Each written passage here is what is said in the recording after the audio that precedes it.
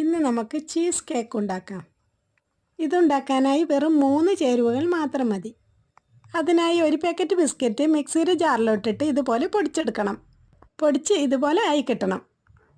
ഇനി ഇതൊരു പാത്രത്തിലോട്ടിട്ട് പൊടിച്ചെടുത്ത ബിസ്ക്കറ്റിലോട്ട് 2 സ്പൂൺ നെയ്യ് ഒഴിച്ച് നന്നായി മിക്സ് ചെയ്യണം. മിക്സ് ചെയ്തതിന് ശേഷം വേറൊരു പാത്രത്തിലോട്ട് ഇടുക.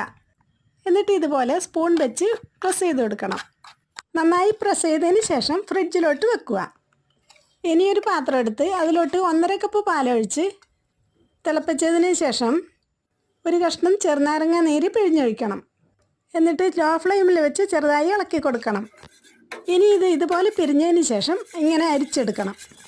അരിച്ച് കിട്ടിയ പാൽക്കട്ടി ഒരു മിക്സിയുടെ ജാറിലോട്ടിട്ട് അതിലോട്ട് തന്നെ വിപ്പിംഗ് ക്രീമും പഞ്ചസാരയും ഇട്ട് കൊടുക്കണം.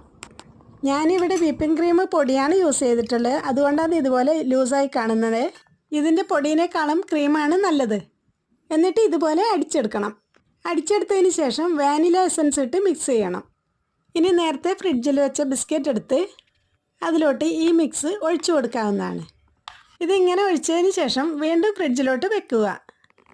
ഇത് ഫ്രിഡ്ജിൽ വെച്ചതിന് ശേഷം ഒരു ഡയറി മിൽക്ക് ഇതുപോലെ മെൽറ്റ് ചെയ്തെടുക്കണം.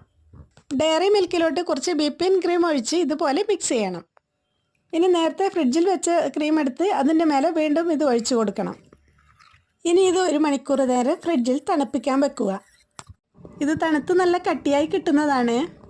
പക്ഷേ കൊതി കൊണ്ട് ഞാൻ പെട്ടെന്ന് എടുത്തു പോയി. അതുകൊണ്ടാണ് ഇങ്ങനെ ലൂസായി പോയത്. ഇതെല്ലാവരും ഒന്ന് ട്രൈ ചെയ്ത് നോക്കണേ. വീഡിയോ ഇഷ്ടപ്പെട്ടാൽ ചാനൽ സബ്സ്ക്രൈബ് ചെയ്ത് ലൈക്ക് ഷെയർ ചെയ്യാൻ മറക്കല്ലേ.